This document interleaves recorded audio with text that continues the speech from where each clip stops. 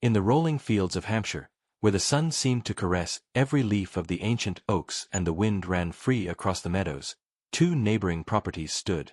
The Whitmore estate, solemn and proud, maintained the majesty of a manor house with generations of lineage inscribed upon its stone walls. On the other side, the Wilsons, with less ancestry but with growing fortune, managed their lands with efficiency and vigor, the fruit of a prosperous trade that had brought them to rub shoulders with the local aristocracy. The children of both families had grown up together, sharing laughter, horse races, and fishing afternoons on the river that marked the boundary of their domains. Charles Wilson and Thomas Whitmore were inseparable, united by the camaraderie only youth knows.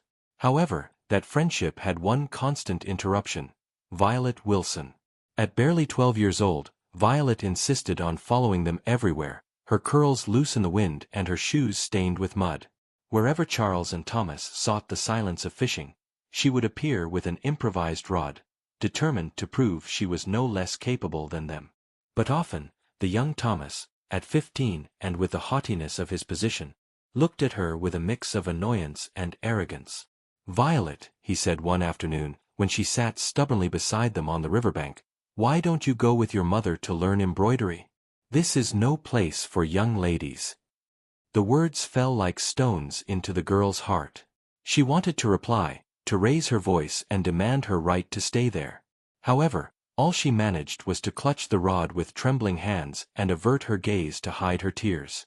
Charles, her older brother, interceded patiently. "Leave her be, Thomas. After all, she's not harming us." But Thomas, proud and self-assured, did not yield. "She slows us down, Charles. One day you must admit that your sister is just a nuisance, and she must be educated so that when she grows up she can aspire to a suitable marriage, otherwise no one will want to marry her." That judgment, cold and merciless, was etched into Violet's memory with the force of an invisible wound. What no one realized was that, despite those humiliations, her young heart had already surrendered hopelessly to the very boy who despised her. Autumn had tinted the gardens of the Wilson estate with golden and reddish tones, and the cool evening breeze brought with it the scent of late-blooming flowers. That year, the Wilsons hosted a farewell ball before embarking on their journey to the Americas, where Mr. Wilson's business promised new opportunities. It was an evening intended to leave an honorable impression among their neighbors, a celebration that, under the light of the chandeliers and the echo of the music, was to seal unforgettable memories. Violet, barely 14, had prepared with overwhelming excitement. She wore a simple white dress, adorned with blue ribbons that her mother had carefully chosen. She had dreamed for days of a single moment, dancing with Thomas Whitmore. Although he was only 17, in Violet's eyes he was the perfect gentleman, the living image of everything she secretly desired in a future.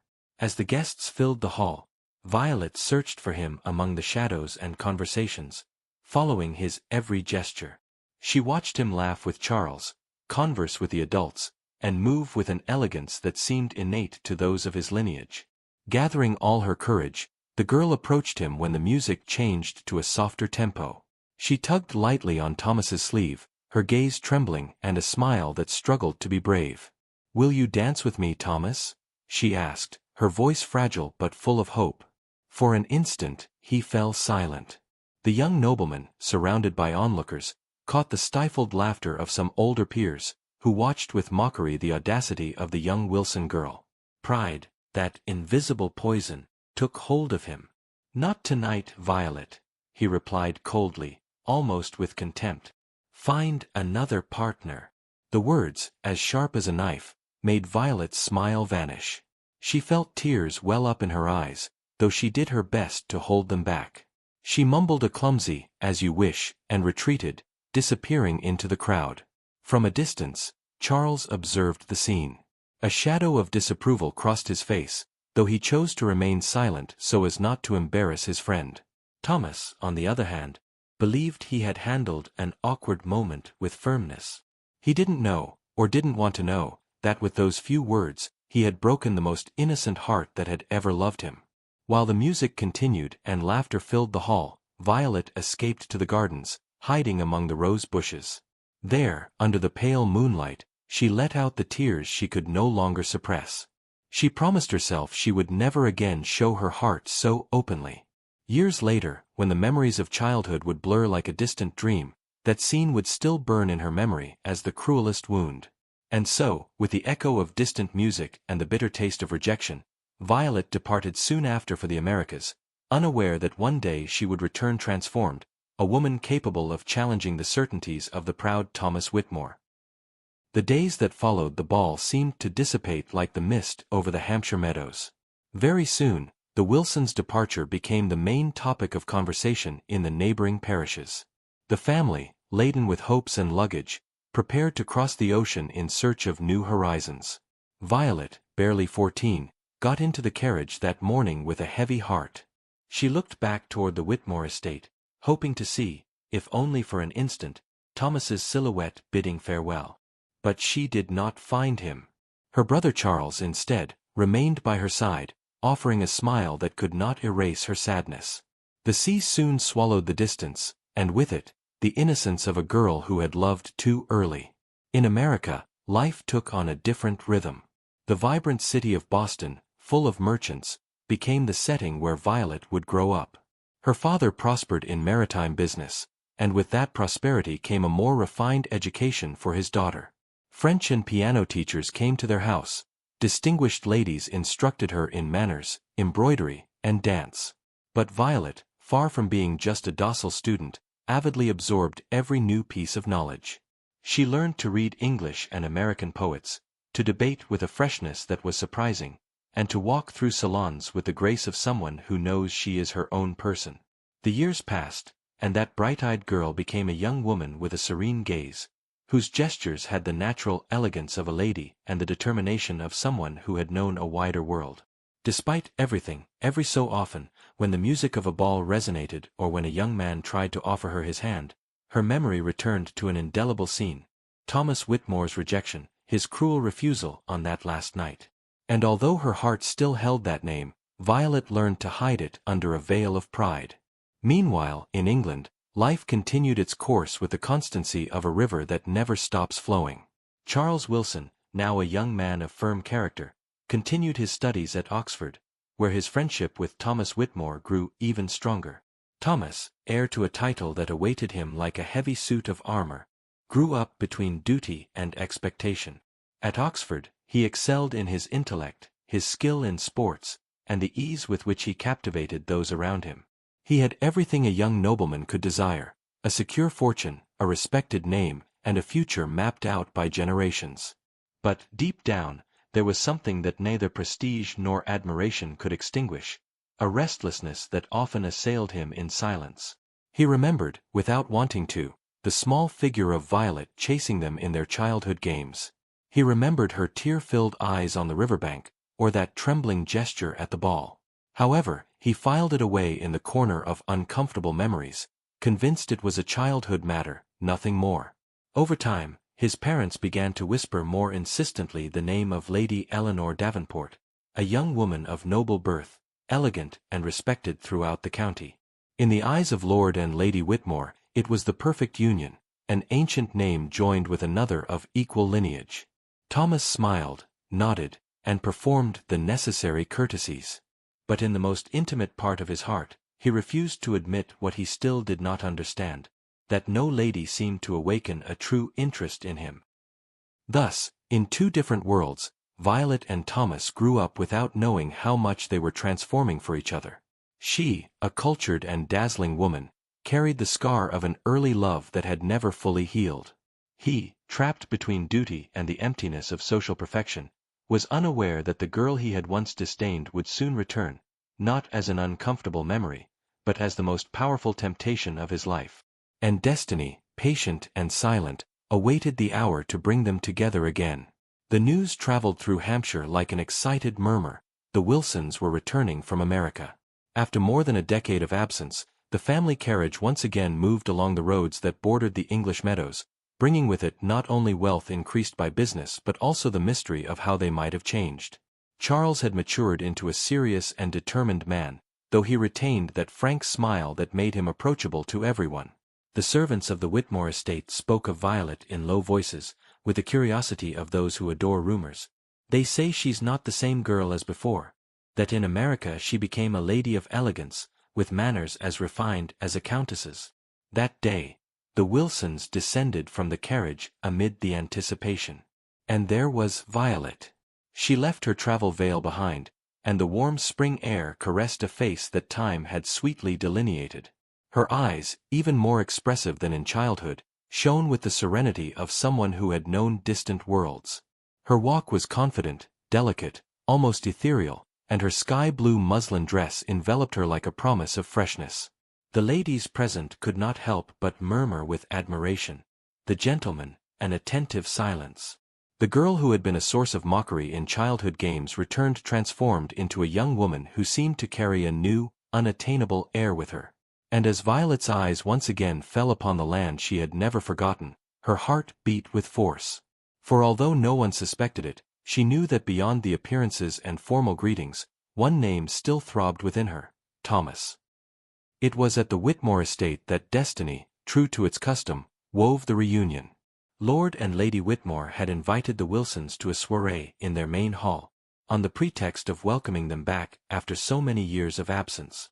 Thomas, occupied with cavalry duties and managing the estate, had heard the news of the return. To him, Violet was nothing more than a childhood memory. The little girl who used to get in the way of their games, the one who cried easily, the one who never seemed to understand that the worlds of men and women were destined to be separate. However, that afternoon, upon entering the hall, his indifference was shattered. Amidst the murmur of the orchestra and the glow of the chandeliers, his eyes fell upon a female figure he did not immediately recognize. There was a strange grace about her, a magnetism that compelled everyone to turn their heads. And then, like a jolt of truth, he understood: it was Violet. Thomas's heart, so disciplined, rebelled. He had expected to find the girl with rosy cheeks and an insistent gaze. Not this self-possessed young woman, capable of eclipsing the room with a mere walk. Violet, upon spotting him in the crowd, felt the stirring of buried memories. The rejection at that childhood ball still burned in her memory. But this time, instead of blushing or trembling, she inclined her head slightly and gave him a contained, distant smile, as if he were just another acquaintance. "Mr. Whitmore," she greeted in a firm, almost musical voice. "Miss Wilson," Thomas replied, unable to find words that could match the transformation his eyes could not deny. The silence that followed between them was more eloquent than any phrase. Charles, watching the scene closely, instantly understood what neither of them dared to say: this reunion would not be simple. The evening proceeded with dances, conversations, and toasts. But for Thomas, every gesture from Violet, every laugh shared with other gentlemen, became a secret torment.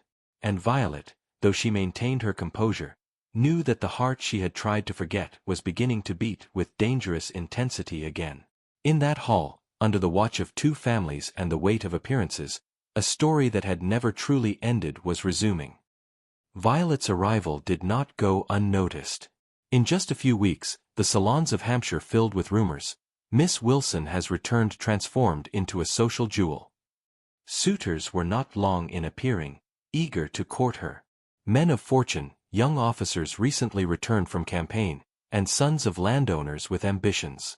Violet listened to them with courtesy, accepted dances, and smiled during conversations. But within her, none of them managed to ignite the spark that still belonged to a single name. Thomas, from a distance, observed everything. Every time he saw another gentleman lean toward Violet, he felt something deep and dark consume him. Why did he care so much? He told himself she was just a merchant's daughter, a girl his parents would never accept as a wife. And yet, every one of Violet's gestures disarmed him. It was during a tea at the Whitmore estate that the tension became evident. One of the ladies, with a mischievous smile, commented, "It seems Miss Wilson attracts more glances than the flowers in the garden, even the most distinguished ones." Thomas feigned indifference, but his fingers gripped the porcelain cup tightly.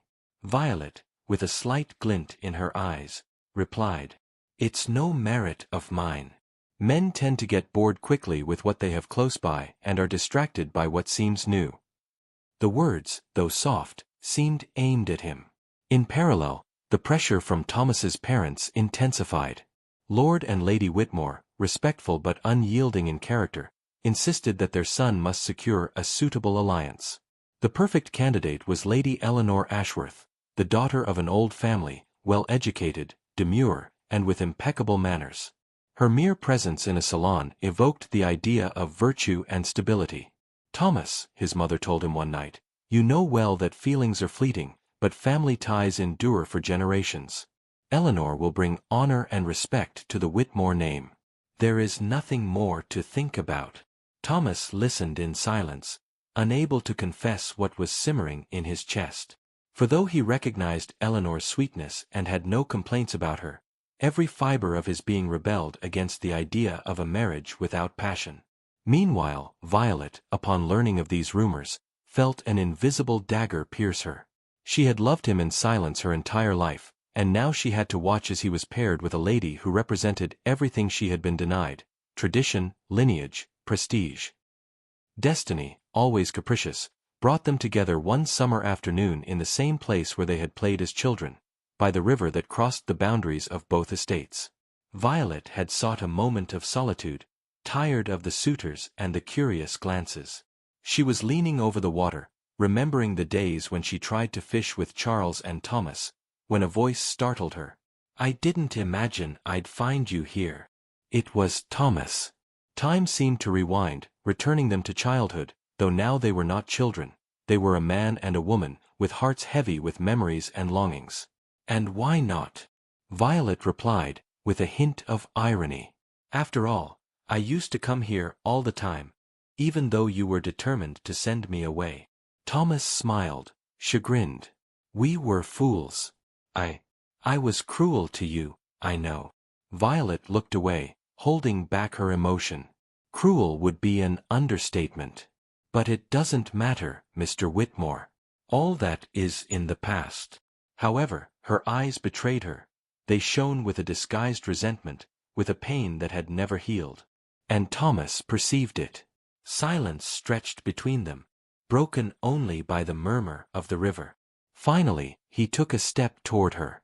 "I don't know how to apologize for what I did. And I also don't know how to explain what I feel now, seeing you again." Violet held her breath. Her heart clamored to hear those words, but her pride would not allow her to surrender so easily. "You don't need to explain anything, my lord. Your future is clear. Lady Eleanor is a perfect choice." Thomas recoiled, as if he had been struck.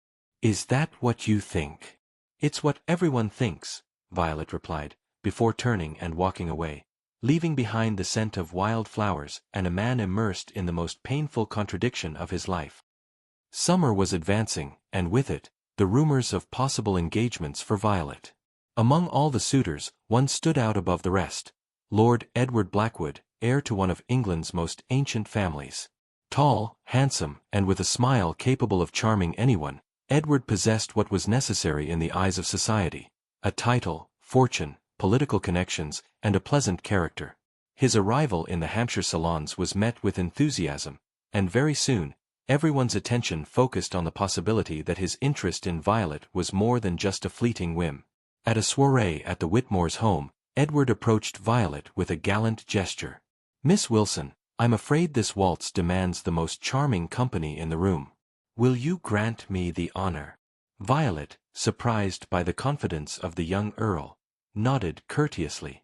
The music enveloped them both, and as they danced, the young woman felt eyes fixed on her.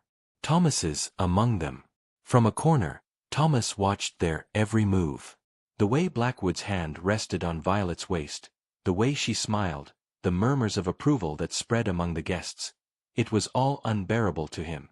When Charles, laughing, commented, "Imagine Violet becoming a countess. It would be the family's pride." Thomas clenched his fists. At the end of the dance, Edward accompanied Violet to where her parents were standing. "Mr. and Mrs. Wilson, your daughter is without a doubt the most brilliant jewel of this season. I hope you will allow me the honor of visiting your estate very soon." Lady Whitmore, who had witnessed the scene, exchanged a quick glance with her husband. Although they were conservative, the Whitmores could not deny that such a match would be unbeatable, a respectable title for a merchant's daughter. But they wondered how Lord Edward dared to risk being rejected by society for choosing a young woman who, although beautiful and intelligent, lacked lineage or prestige. Thomas, on the other hand, could barely hide his torment. Every laugh Violet shared with Edward, every kind word they exchanged, was a cruel reminder of what he could never have without defying his entire family. That night, on his way home, Thomas walked the halls of the mansion in silence. The walls seemed to oppress him, laden with the expectations of generations. Finally, he murmured to himself, "I will not allow another to claim her, even if I have to face everyone." Summer was generous with the English countryside, and the Whitmore Gardens were the scene of a parade of gentlemen interested in Violet. Among them, Lord Edward Blackwood stood out for his imposing bearing and unparalleled fortune, which surpassed even Thomas's. His smile was a magnet, and his impeccable manners made it clear that he moved with the ease of someone born into power. At the first formal dinner Violet attended, Blackwood sat next to her. "Miss Wilson," he said, leaning in slightly, "I must confess you have eclipsed all the ladies this season. I hope you will grant me the honor of leading you in the next ball." Violet smiled, politely, but kept her heart intact. "My lord, your gallantry is excessive. But I will accept your company, on the condition that the dance does not confuse those present." Thomas, watching from the far end of the hall, could barely control a look of disdain. Every kind word from Blackwood to Violet made him feel out of place, not for a lack of title or fortune, but because of what he felt and had never confessed. He thought that if he did not defy his family and try to win Violet's heart, he would suffer for it his entire life. He realized he loved her, but was convinced she did not feel the same. Violet ignored him and did not grant him the beautiful smiles she gave her other suitors, especially Lord Edward. How could he compete with such a candidate? Yet on some occasions, he had felt something in Violet's gaze for a few brief seconds that he could not define, but that gave him hope of winning her back. One afternoon, during a walk in the gardens, Violet was talking with Edward while admiring the late spring flowers. "I feel fortunate to have found you," he commented, with a sincerity that seemed rehearsed to break anyone's heart. "Your beauty and grace are worthy of a royal court." As Violet listened, she could not help but think of Thomas, who was watching from a distance with a tense expression. The comparison was inevitable. Edward had wealth, lineage, influence, and his family saw him as incomparable. He was determined and did not hesitate to expose himself to criticism for choosing her. He was a true gentleman. But love does not know of convenience and, despite all that Edward offered her, she felt that her heart already had an owner, Thomas. That name was like an anchor set in her soul that she could not release. This dilemma lived inside Violet.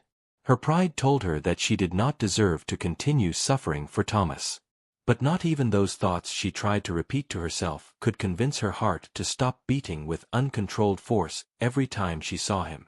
Violet, realizing she had to give an answer, said firmly, "My lord, I appreciate your words.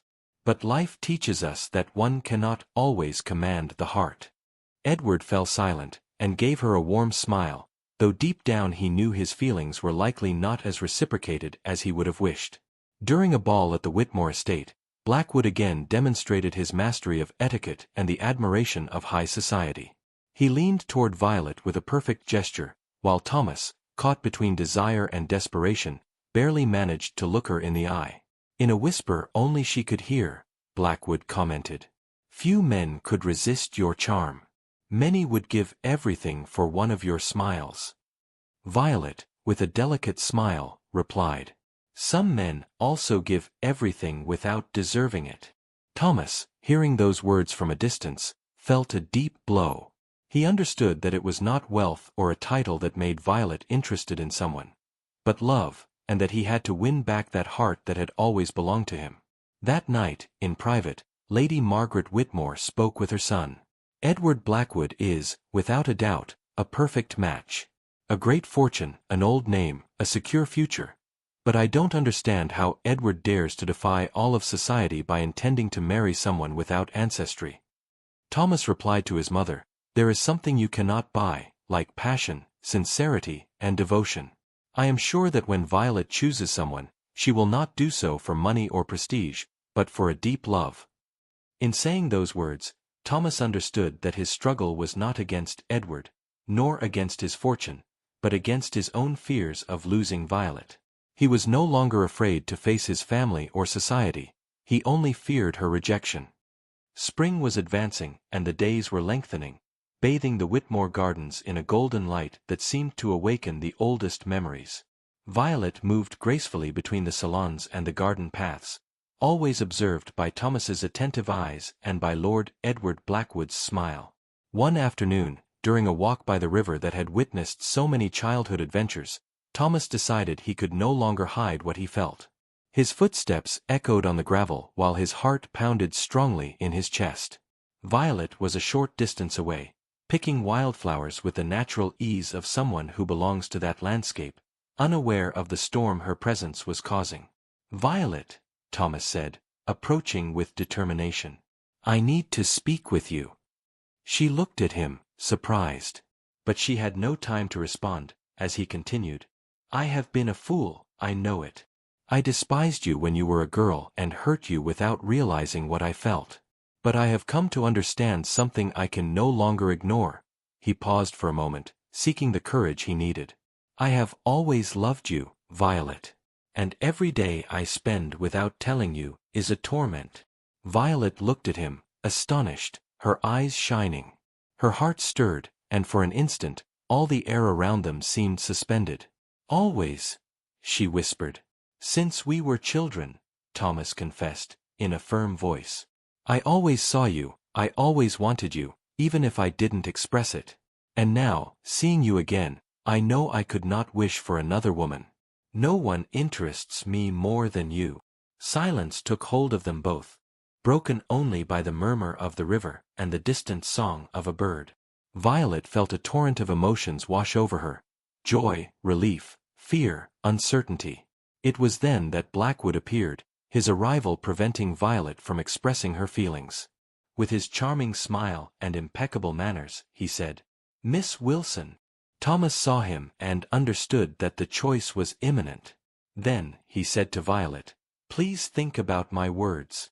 And he withdrew, convinced that he had done the right thing in expressing his feelings. Now it was up to her to decide. Violet, still visibly shaken by Thomas's confession, decided to pull her hand away from Edward and looked at him intently. "Lord Edward, I know your intentions are noble, and I wish I could reciprocate them. You deserve a complete love, and my heart is, at this moment, very confused. I do not want to continue postponing this bond that will only cause you pain. I do not want to create expectations when I myself cannot control my heart." Edward stopped, surprised, and after a brief bow, he gracefully accepted defeat. And he said, "Miss Wilson, dear Violet, you will always be in my thoughts, and it has been a true honor to have known you." He withdrew with his gallantry intact. Thomas, who had been like a child spying from behind a tree, breathed a sigh of relief as Edward left. He took a step toward Violet and asked, afraid it was a dream. She looked at him with astonishment at his sudden appearance and said, "Were you hiding?" Thomas laughed and replied yes, that he could not control his anxiety when Edward appeared and needed to know what would happen. And then he said, looking at her seriously, "Can I believe that it is me you love?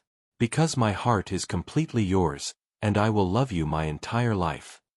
She replied, taking his hand gently but firmly, "The heart cannot be bought or commanded, Thomas. And mine was always yours."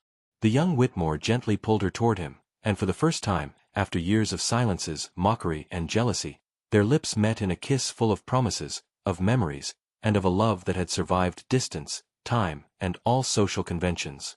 In that instant, the gardens seemed to hold their breath. Titles, fortunes, and family expectations did not matter.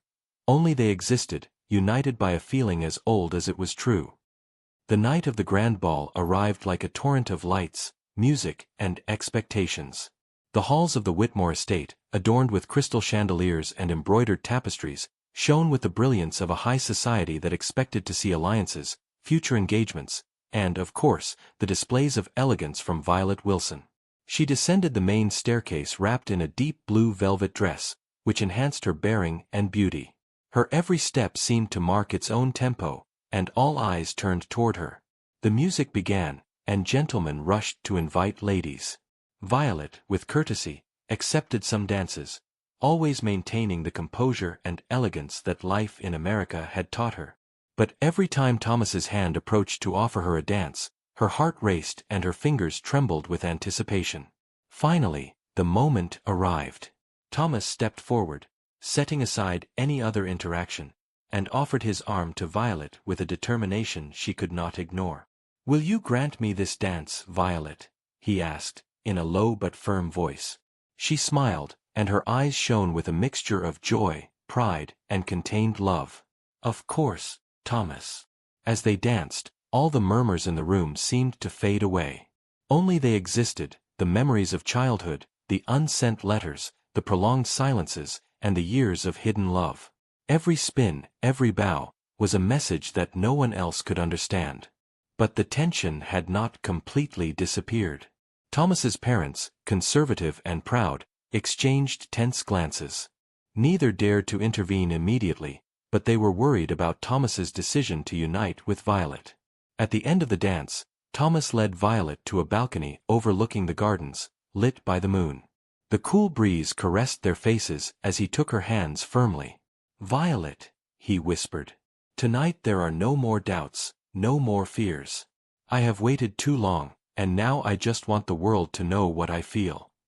She rested her forehead against his, with a smile that was a mix of triumph and tenderness. "Thomas, I always knew my heart was yours. Now everyone will know it too." That night, while the music continued and the guests murmured about the elegance of the couple, it became clear that true love had overcome convention, that Violet and Thomas had conquered pride, social expectations, and the weight of time, sealing their destiny. After the grand ball, the news of the romance between Violet Wilson and Thomas Whitmore spread quickly among the families of the county. The murmurs about the union of a young merchant's daughter with a noble heir filled the salons and promenades. The fact that Violet had rejected Lord Edward demonstrated the genuine and selfless love they felt, making it so that even the people who saw this union as a challenge to social norms could not help but recognize it as a true love. Lord and Lady Whitmore, though deeply conservative, could not ignore their son's determination.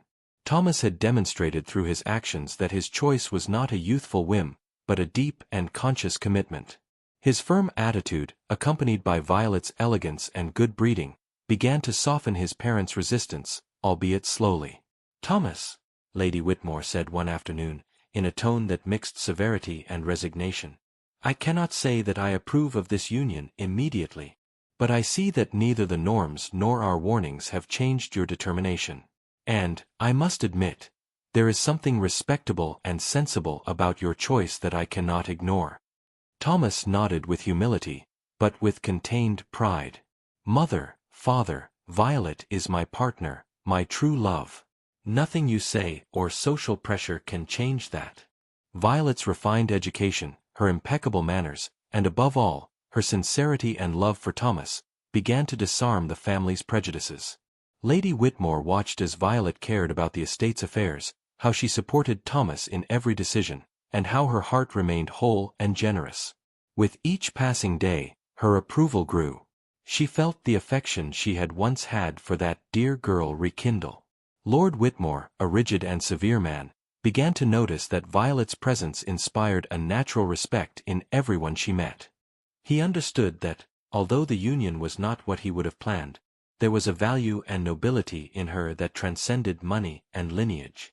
A few days later, the Whitmore family organized a formal luncheon at the estate to publicly acknowledge Thomas and Violet's union before society. Guests, neighbors, and close friends gathered under the large windows that let in the midday light, and the atmosphere was charged with expectation. Thomas took Violet's hand as they walked through the room, and his firm gaze filled her with security. "Today, Violet, everything we have waited for becomes visible." Violet smiled at him, resting her head on his shoulder for an instant, and they both felt that each was worthy of the other's heart. That afternoon, the sun filtered through the windows, illuminating their faces and promising a future full of respect, passion, and shared happiness. And in that moment, both Thomas and Violet knew that time, distance, and challenges had served to strengthen their bond. The wedding day dawned with a clear sky and a gentle breeze that seemed to whisper good omens. The gardens of the Whitmore estate were decorated with freshly cut flowers, garlands of jasmine, and white roses that formed dreamy aisles for the guests. Everything was arranged with the sober elegance of a noble family, but imbued with the warmth and affection that Violet had brought from America. Violet descended the main staircase wrapped in an ivory lace dress, embroidered with delicate silver threads that caught the sunlight. Her veil fell gracefully over her face, and her gaze was full of a mixture of emotion, serenity, and contained joy. Every step she took seemed to mark the beginning of a new era, not only for her and Thomas, but also for the two families that were now united in harmony. Thomas, dressed in an impeccable dark suit, waited at the altar located in the gardens, his eyes fixed on the woman he had loved since childhood. Seeing her descend, his heart quickened and the smile that appeared on his face lit up everything around him. "Violet," he whispered when she reached him, "today I begin a new life, with you by my side." She smiled and intertwined her hands with his. "And I, Thomas, begin the life I always dreamed of, with you."